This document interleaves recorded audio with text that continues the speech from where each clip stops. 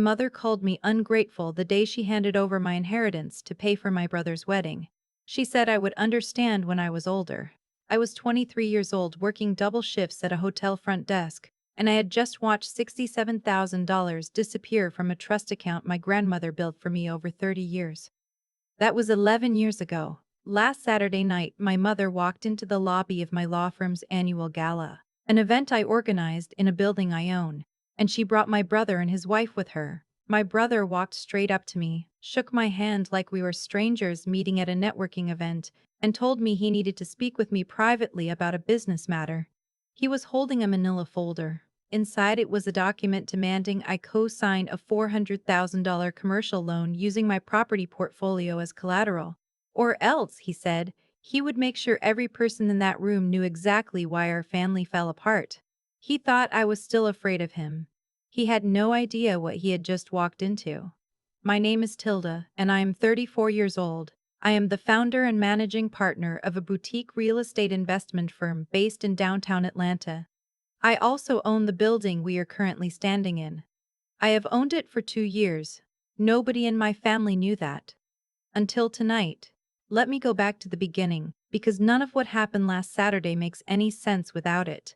Growing up, my brother was the sun in our family's solar system. Everything orbited around him. His football games, his tuition, his apartment deposit when he moved to Nashville to chase a music career that lasted approximately 8 months. My parents treated his ambitions like fragile glass that needed constant protection, while mine were treated like background noise. I was the steady one, the responsible one, the one who did not need much because she always figured it out. I never resented that until the summer I turned 23. My grandmother, my mother's mother, had passed away the previous winter. She left me a trust. It was not a fortune by most standards, but for a young woman making $13 an hour, $67,000 felt like the foundation of an entire future. My grandmother had been deliberate about it. She told me once, sitting in her kitchen in Augusta, that she wanted me to have something that was just mine, not shared, not managed by anyone else, just mine. 4 months after she died, I got a letter from the bank saying the account had been closed and the funds transferred. I called my mother thinking it was a clerical error. She was quiet for a long time on the phone. Then she told me that the family had been facing a financial emergency and that she and my father had used a power of attorney document to access the trust. My brother's wedding venue had threatened to cancel. The deposit was non-refundable. They needed the money immediately. She said she would pay me back. She said family takes care of family. My brother's wedding was a 3-day event at a resort in Asheville. There were fireworks on the second night. I was not invited. I found out later they had told people I chose not to come, that I had some personal issues I was dealing with. Nobody called to check on me. Not my mother, not my father, not my brother. My aunt sent me a text 2 weeks after the wedding asking if I was okay. I said I was fine. I was not fine. I was working 7 days a week and sleeping on a futon in a studio apartment with a radiator that only worked when I wanted to. For 11 years, the silence between us was loud and mutual. They reached out occasionally, usually around holidays or when my brother needed something, a reference letter, a character statement for a loan application. Once, my father called to ask if I could co-sign on a car note for my brother because his credit was, in his words, going through a rough patch. I declined politely and hung up the phone. They never asked about my life. Nobody asked what I'd built. They had no idea. Because what I built quietly. I took every extra shift I could get. I learned real estate finance on evenings and weekends, watching free courses online, reading every book I could find at the library. I got my license at 26. I started with one small rental property I bought at auction with every cent I had saved, then another, then a small commercial unit. I was meticulous and patient in a way that people who have never had nothing cannot fully understand. When you have nothing, you do not gamble, you calculate every single decision. By the time I was 32, Tilda Group Holdings had quietly acquired 6 commercial properties in the metro Atlanta area, including a mid-rise on Peachtree, that I converted into a mixed-use building with office suites on the upper floors and a restaurant and event space on the ground level. The annual gala I hosted each fall was our firm's biggest client networking event. We rented the main ballroom, the rooftop terrace, and 3 conference rooms to ourselves. Nobody outside my professional circle knew the firm running the event, and the company on the deed were the same entity. I had deliberately never mentioned any of this to my family. Part of me knew eventually they would find out. And I had a quiet, calm feeling about what would happen when they did. Last Saturday started perfectly. The gala was at 7. By 6:30, the ballroom was already humming with the kind of energy that takes months to build. Clients I had worked with for years, investors, property managers, people who had trusted me with significant decisions and watched those decisions pay off. My team had outdone themselves. The lighting alone had taken 2 weeks of planning.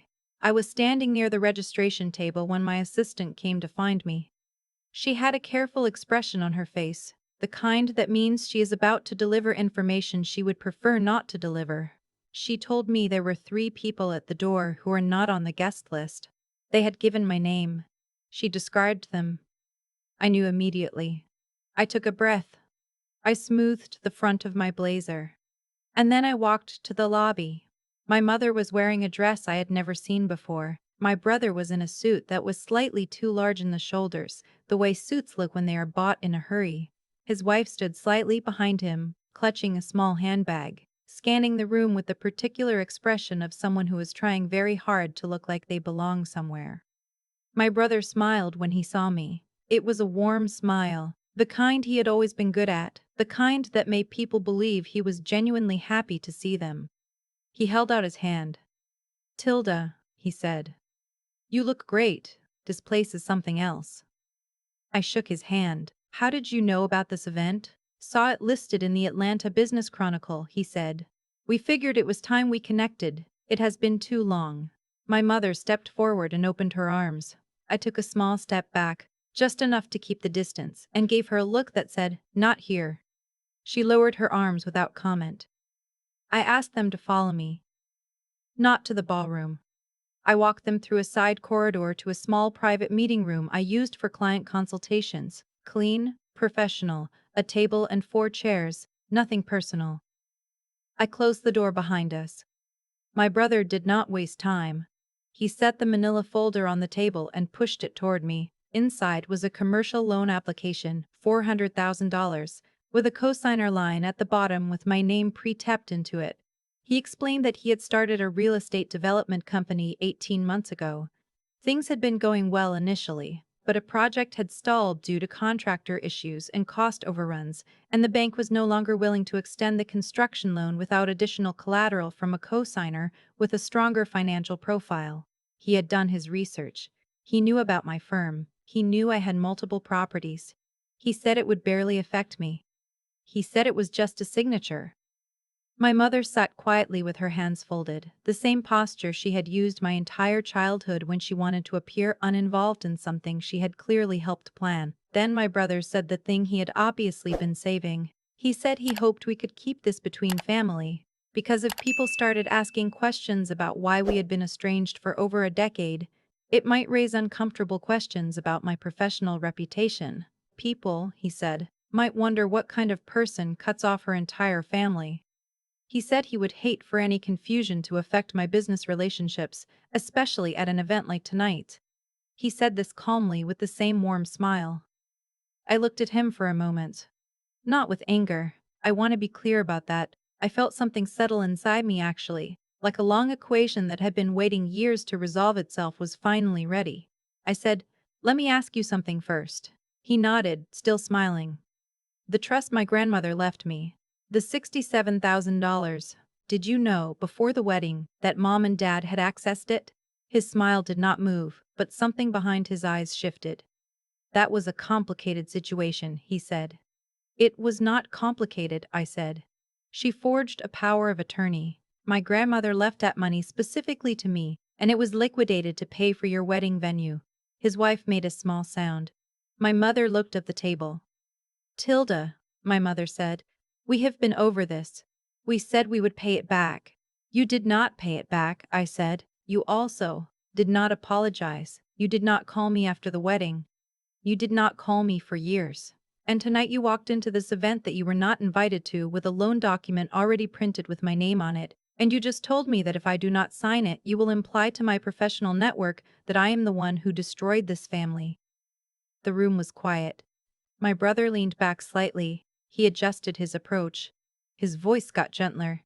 He told me he understood I had been hurt. He said they had made mistakes. He said our mother had cried about it many times. He said they were proud of everything I had built, and that was actually why they were here, because families should support each other. And right now, his company needed support, and I was in a position to give it. He said his company was called Meridian Development Group. I nodded slowly. "How much have you raised for Meridian so far?" I asked. "We have commitments from 2 private investors," he said. "We are in growth mode. This is a short-term capital issue." His wife nodded beside him. "And the stalled project," I said. "Which contractor?" He named a company. "Vance and Poole Construction." I looked at him. "Vance and Poole filed for bankruptcy 6 weeks ago," I said. "They had 17 active projects when they went under. The developer on each of those projects is now personally exposed on the construction liens. Did your attorney explain that to you?" His jaw tightened slightly. "The loan you want me to co-sign," I continued, "is not a growth loan. It is a rescue loan. You are trying to cover lien liability and construction overruns on a project that is probably 60% complete and sitting idle because you cannot find a replacement contractor willing to take over a Vance and Poole job without a full audit." His wife turned to look at him. "How does she know that?" his wife asked quietly. "Because I read the construction lien filings in Fulton County every single week," I said. "Your project on Cascade Road is listed. I have been watching it for a month. I thought it was a coincidence when I first saw the name." My brother stood up from his chair. He was trying to reassemble himself. "Tilda, I am not asking you to bail out a disaster. I am asking you to help me finish a project that has real value. The property itself is worth—" "I know what it is worth," I said. "I also know your second investor backed out 3 weeks ago. The commitment letter you got from them expired on the 14th and they did not renew." He stared at me. "How?" he said. "Commercial real estate is a small world," I said, "and I have been in it for a long time." My mother finally spoke. She asked how I could sit here with all of this knowledge and all of this success and still refuse to help my own family. She said I had money I was not even using. She said I had properties sitting empty. She said my grandmother would have wanted me to use what she built for something meaningful. I want to tell you something about that moment. About what happened inside me when my mother invoked my grandmother's name to justify what they had done with my grandmother's money. I did not raise my voice.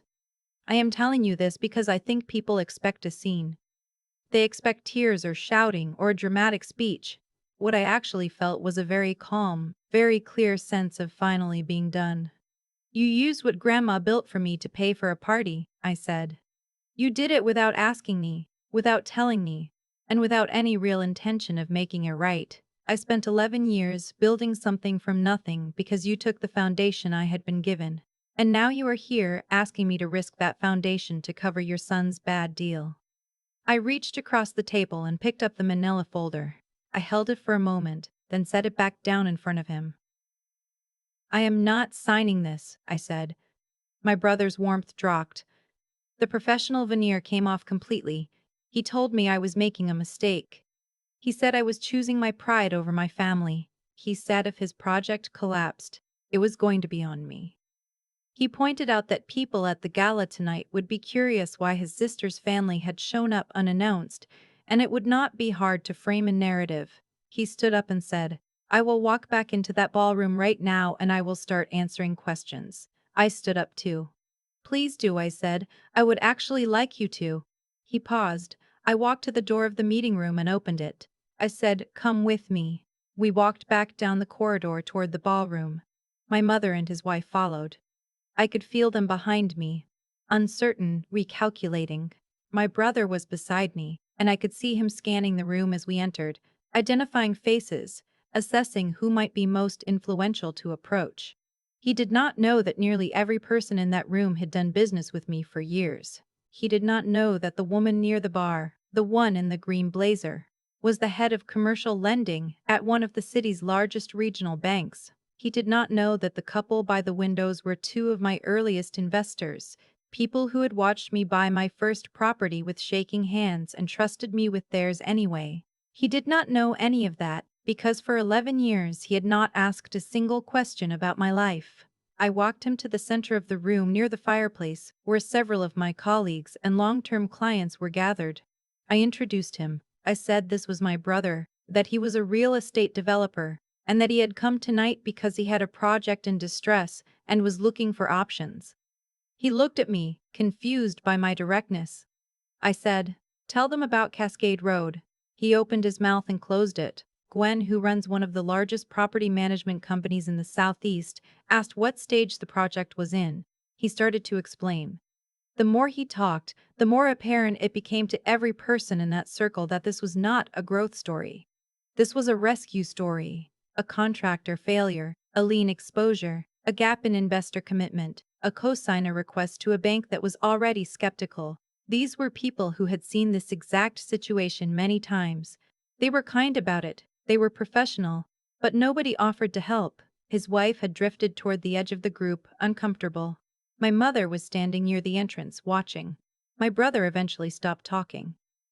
The conversation moved on naturally, the way it does when there is nothing more to say. Gwen turned to ask me about a project we were both tracking in Decatur. My brother stood there for a moment and then stepped back, out of the circle. I excused myself and went to find him near the windows. He was quieter now. Some of the performance had left him. He looked for the first time that night actually tired. He said, "You did that on purpose." "Yes," I said. "You wanted to humiliate me. I wanted you to stop threatening me," I said. "And I wanted you to understand where you actually are, not where you thought you were when you walked in here tonight." He looked at me for a long moment.